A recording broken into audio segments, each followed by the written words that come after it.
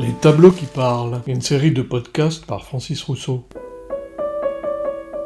Baron Raimund von Stillfried, 1839-1911, homme tatoué du Japon féodal. Photographie de 1870, colorisée par Kusakabe Kinbei, 1841-1934, Paul Getty Museum, Los Angeles.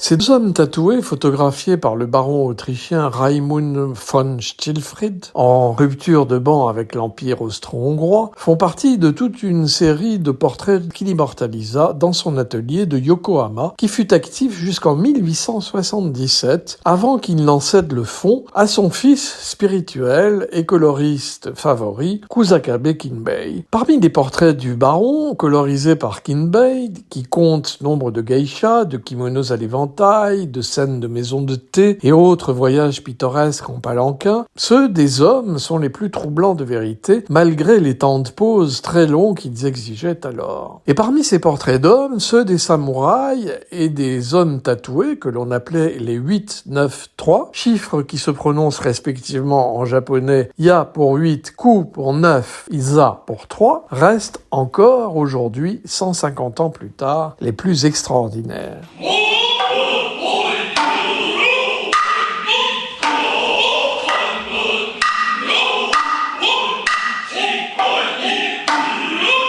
Yakuza, ne pas confondre avec jacuzzi, s'il vous plaît, est en réalité le nom de la combinaison de cartes perdantes par excellence dans le jeu traditionnel du Oishukabo, synonyme de perdant, de bon à rien, de loser. On parlait justement de toi. J'ai dit je viendrai.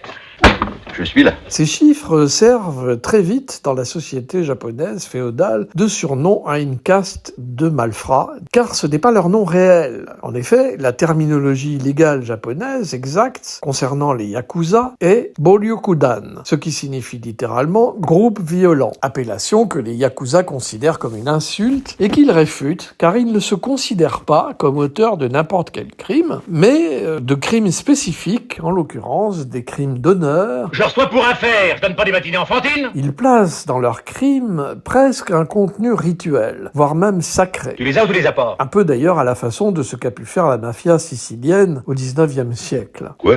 Ah, messieurs, mettons-nous bien d'accord une fois pour toutes. Je n'ai pas l'habitude d'apporter mon concours dans les fêtes de charité. Mais contrairement aux organisations criminelles d'autres régions du monde, les yakuza n'ont jamais été clandestins. Ils se réunissent et organisent des manifestations publiques. Les 4 principales familles de cette institution criminelle bénéficient au contraire du droit à la libre expression inscrit dans la Constitution du Japon dans son article 21. Ceci dit, depuis les années 90, ils n'ont plus la vie aussi facile qu'autrefois et ils sont confrontés à des lois qui compliquent leurs activités en s'attaquant à leurs sources de revenus. Mettez-vous bien dans la tête que mon pourcentage ne sera remis en question à aucun moment de l'opération. J'ai horreur des pouces mégots. Mais d'où viennent les 8, 9, 3 reconnaissables à leurs petits doigts coupés et à leur corps tout tatoué? Durant le shogunat des Tokugawa, qui dura 2 siècles et demi, de 1603 à 1868, de nombreux samouraïs devinrent des samouraïs sans seigneur. Un certain niveau de paix étant atteint dans le pays, ils étaient devenus inutiles à leur gouvernement.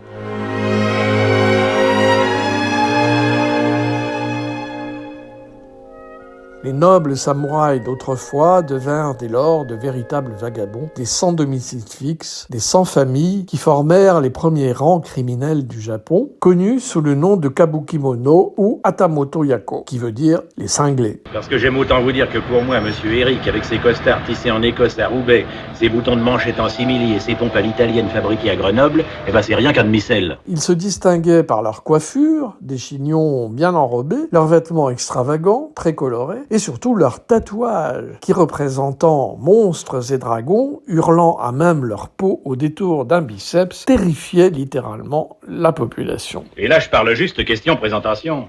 Parce que si je voulais me lancer dans la psychanalyse, j'ajouterais que c'est le roi des cons. Au fil du temps, ces voyous gagnèrent cependant la sympathie et le soutien des Japonais jusqu'à devenir de véritables héros locaux, des sortes de Robin des Bois ou de Thierry Lafronde, mais en beaucoup plus accessoirisés. Ce sont eux que les yakuza modernes ont choisi comme ancêtres spirituels, même s'il reste difficile d'établir un lien historique véritable entre tous ces clans qui ont tout de même une fâcheuse tendance à se tirer le chignon dès qu'ils le peuvent.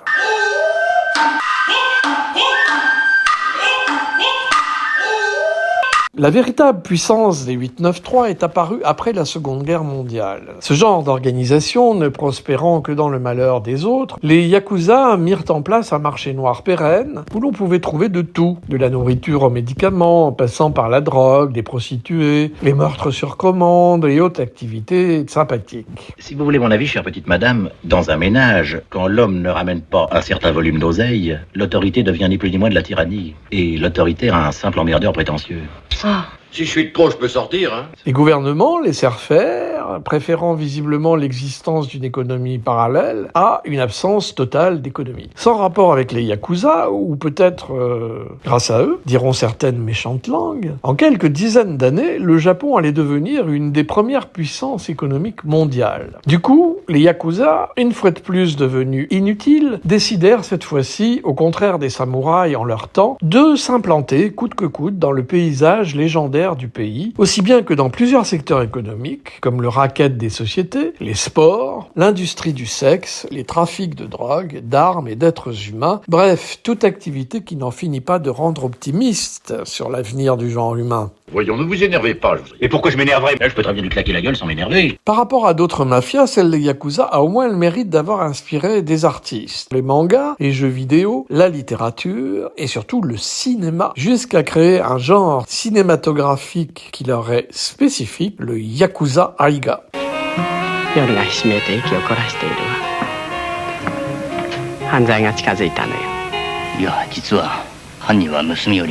Un genre très populaire au Japon, mettant généralement en scène un honorable et beau hors-la-loi, déchiré entre les valeurs contradictoires du jiri, le devoir, et du ninjo, les sentiments personnels.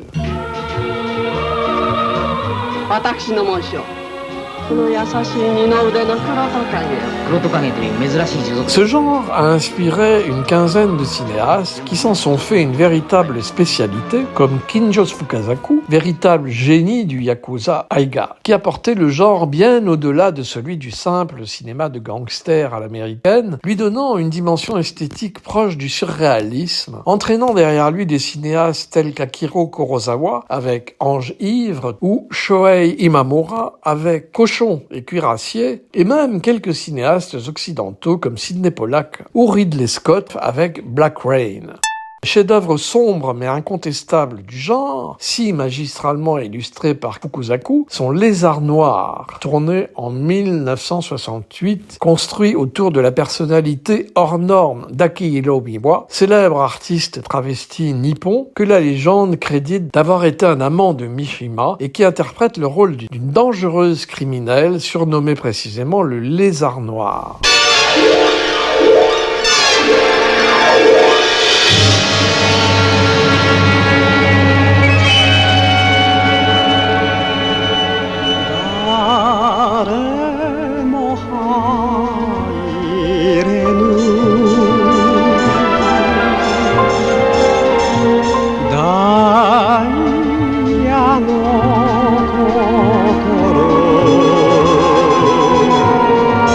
Sur cette pellicule, d'ailleurs, Mishima lui-même joue son propre rôle avec une charge prémonitoire troublante, puisque le personnage qu'il joue finit par se faire seppuku, ce qu'il fit quelques années plus tard.